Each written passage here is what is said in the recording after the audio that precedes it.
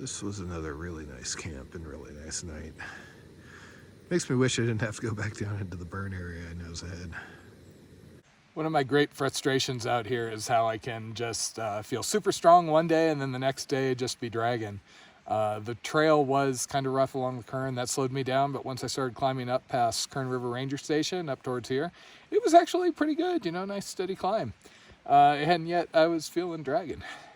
I keep wanting to blame it on maybe I've got the food mix wrong, something like that, but the downside of having done 2 cross-country hikes is now I have that to point to and go, I did that. I'm not supposed to feel tired.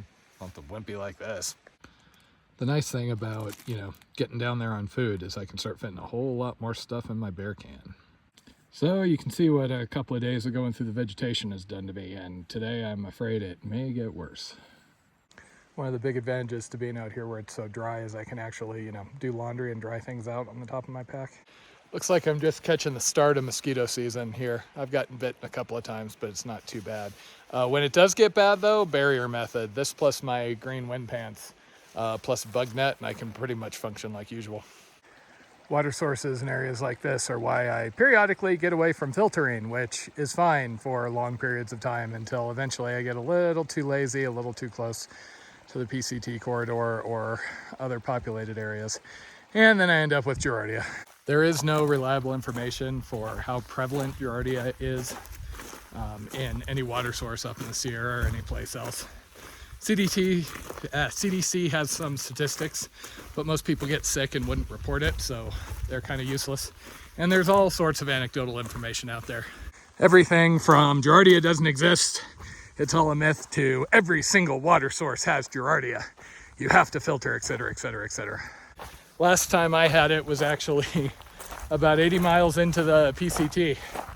I had a filter mishap where I dunked my bottle on the Condor Trail. Pretty sure that exposed me.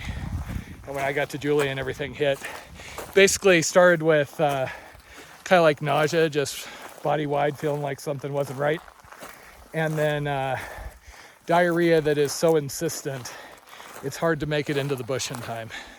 Since I'd had it before and I was doing a long trail, I had actually thrown some Flagyl into my first aid kit. So once I was sure what I had, I started taking it. But still, I had a couple of days where I could barely get like 15-20 minutes out of a bathroom.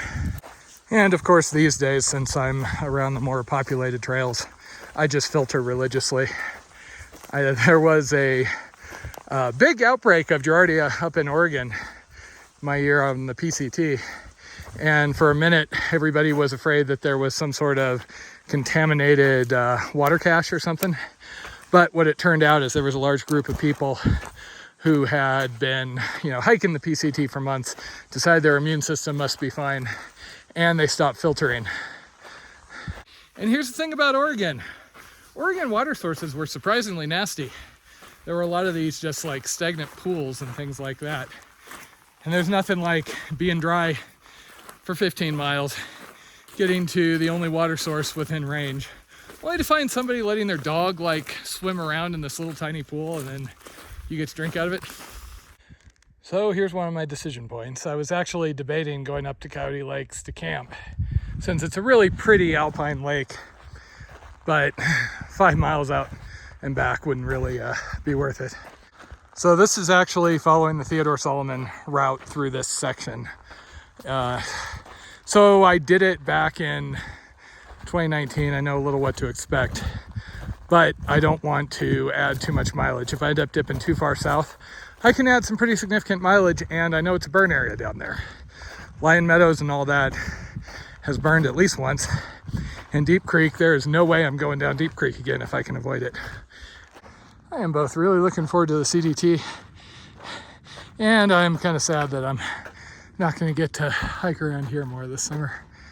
Oh, I wish I could have gotten to the high air country. This is back around 10. Welcome to Coyote Pass. Only about 16 miles from Mineral King, if you make a beeline.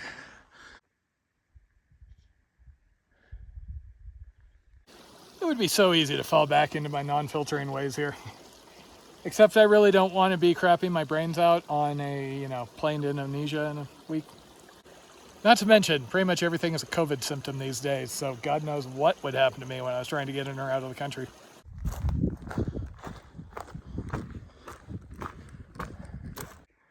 That's the Mineral King area. And damn, this is making me want to go climb some mountains. Mineral King is an area on the western side of the Sierra, accessible by this little windy road that takes about 90 minutes and is 1.5 lanes wide. So it gets really exciting going around those blind curves and everything. And other than being spectacularly beautiful in a place that Walt Disney wanted to build a freaking ski resort years ago, it's known for marmots, which if you go there early in the season, they have a history of attacking cars, chewing through brake lines, drinking antifreeze, stuff like that. Drinking antifreeze and then not dying. So yes, they are evil super marmots. It's usually only a problem early in the season. And it's one of 2 places where I've had experience with friends and students running into that issue. The other being White Mountain, the trailhead for White Mountain, which is up at 11,000 some feet and is the trailhead for one of the 14ers. One of my students went up there to hike White Mountain, and then she comes home and she's smelling something bad. And she kind of starts suspecting that there's something inside her engine. So she starts like parking and leaving snacks outside of the car, trying to get it out. No good. It starts smelling just like animal poop inside of her car. So eventually she had to call animal control. And sure enough, a marmot was hiding inside of her hood. If you've ever seen pictures of people wrapping their cars with tarps or putting chicken wire around the base, or leaving their hood open, that is Mineral King and the marmot issue.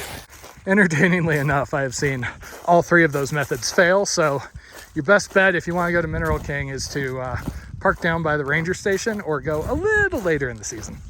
I have been up there a lot and never done the tarp, never done the chicken wire, and never had issues. And of course, Jen loves marmots because she thinks they're super cute. They're basically these little lard-filled pillows with legs. But if they start fighting near you, they sound like a couple of cats going at it. I once did a climb of Upper Exum on Grand Teton, and as we were set up on the glacier below, we had bear cans with us because we'd been warned. Some other people did not, and we saw marmots basically circling around these people's tent, maybe 100 feet out, and they would come from like 180-degree different directions, charge under the tent for the people's food, at which point you would hear the people inside go, "Ah!" drive them off, only to have it happen again like 20 minutes later. It was really amusing to watch, since it wasn't us. So to get into Mineral King here, basically there is Farewell Gap, which is kind of the big pass to get in there, and then there is the Theodore Solomon route. It takes a little bit more scenic approach. This is basically that basin I have to cross, and you can see all the dead burned areas. When I did it in 2019, this brush was scraping me up a lot, and I was wearing pants at the time. So why am I wearing shorts this time if I knew that?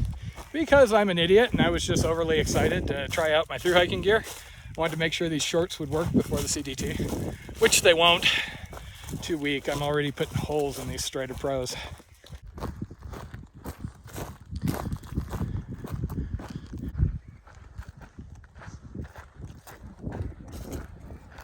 And this was what I was not looking forward to. Ow. And yes, these are as sharp as they look.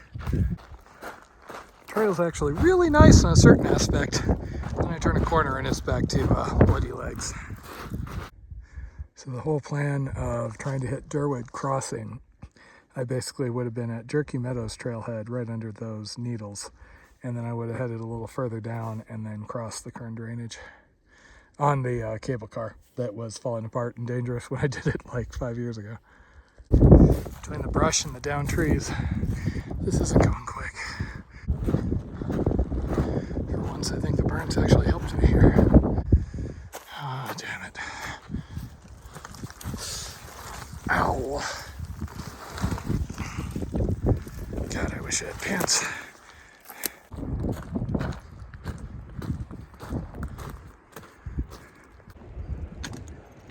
This is looking up Farewell Gap, which I suspect would be a nicer trail than where I'm headed. Unfortunately, I don't have time to go through Mineral King.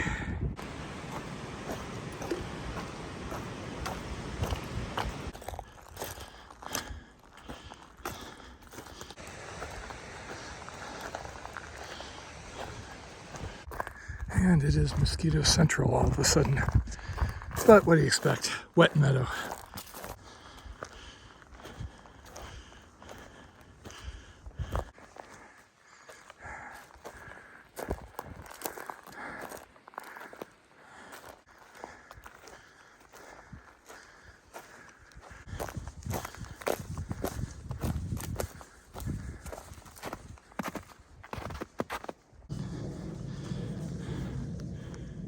Constant drone of jets coming over.